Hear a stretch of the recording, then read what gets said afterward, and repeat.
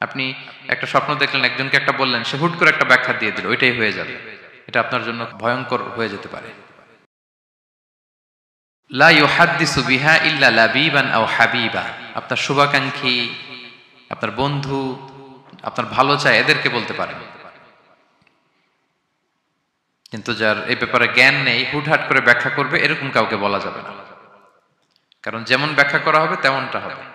ইউসুফ আলাইহিস সালাম ভালো স্বপ্নের ব্যাখ্যা জানতেন, ইয়াকুব আলাইহিস সালাম ভালো স্বপ্নের ব্যাখ্যা জানতেন, আল্লাহ রাসূল সাল্লাল্লাহু আলাইহি ওয়াসাল্লাম ভালো স্বপ্নের ব্যাখ্যা জানতেন।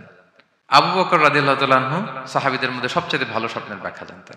ইভেন রাসূল সাল্লাল্লাহু আলাইহি ওয়াসাল্লাম মাঝে মাঝে স্বপ্ন দেখে আবু বকরকে বলতেন, দেখি ব্যাখ্যা করো তো তুমি। তাবিঈদের মধ্যে মুহাম্মদ ইবনে সিরিন খুব ভালো স্বপ্নের ব্যাখ্যা জানতেন। এক লোক এসে মুহাম্মদ ইবনে সিরিনকে বলল যে, আমি দেখলাম আমার ছেলে পানি খেতে খেতে পেটটা এত বড় হয়ে গেছে। এই একই স্বপ্ন আরেকটা লোকও দেখলো, দেখে এক মূর্খের কাছে জিজ্ঞেস করলো। সে বলল, সর্বনাশ, এত বড় পেট হয়ে গেছে, তোমার ছেলে তো মারা যাবে।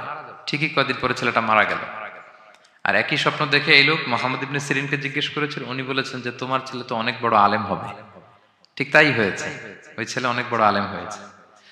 তো ফাইন্না রুইয়া তাকাউ আলা মা তুআব্বার, স্বপ্নের ব্যাখ্যা তেমন হয় যেমন এটার ব্যাখ্যা করা হয়। রাসূল সাল্লাল্লাহু আলাইহি ওয়াসাল্লাম একবার স্বপ্নে দেখলেন যে তিনি, ওনাকে দুধ দেয়া হয়েছে, বাটিতে দুধ খাচ্ছেন, পরে আঙ্গুলের ফাঁক থেকে দুধ বেরোচ্ছে। এই সামান্য একটু দুধ রাসূল সাল্লাল্লাহু আলাইহি ওয়াসাল্লাম উমরে ফারুককে দিলেন। সাহাবারা বললেন, মাযা আউয়ালতা বিহি ইয়া রাসূলুল্লাহ, এটা তাওয়িল কি? তখন বললেন, আউয়ালতু বিহি আল ইলম, এটা দিয়ে আমি জ্ঞান বুঝিয়েছি, মানে উমরে ফারুকের আল্লাহ তাআলা অনেক জ্ঞান দিবে।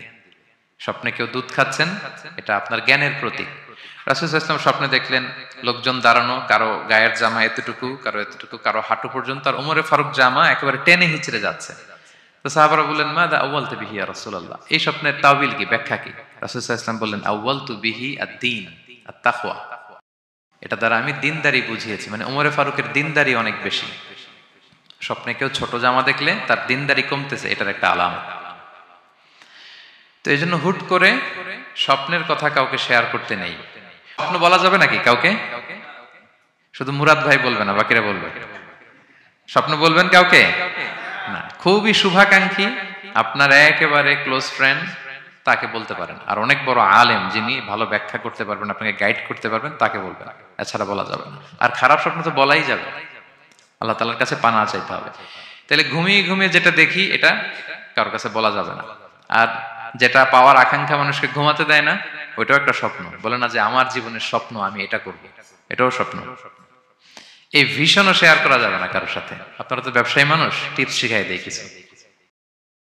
বিশাল বড় একটা কিছু প্রজেক্ট নিছেন, শুরু করার আগে আপনি বলে ফেলছেন, শেষ, আর এটা হবে না।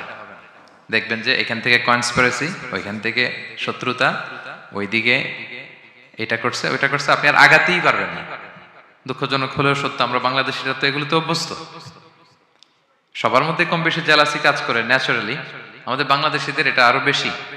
আমি আমার প্রায় আলোচনাতে বলি যে আমাদের জাতীয় খেলা হাডুডু হওয়ার কারণ হচ্ছে এই খেলার ধরনটাই এমন, একজন সামনে যেতে চায়, 10 জন পা ধরে পিছনে টানতে চায়। তো একটা গল্প শুনেছিলাম এরকম, যে এক লোক জাহান্নাম ভিজিট করতে গেছে। এক এক দেশের লোকদের জন্য এক এক জাহান্নাম, প্রত্যেক জাহান্নামের উপর একজন রক্ষী ফেরেশতা। তো দেখতেছে যে একটা জাহান্নামের আশেপাশে কোনো রক্ষী ফেরেশতা নেই।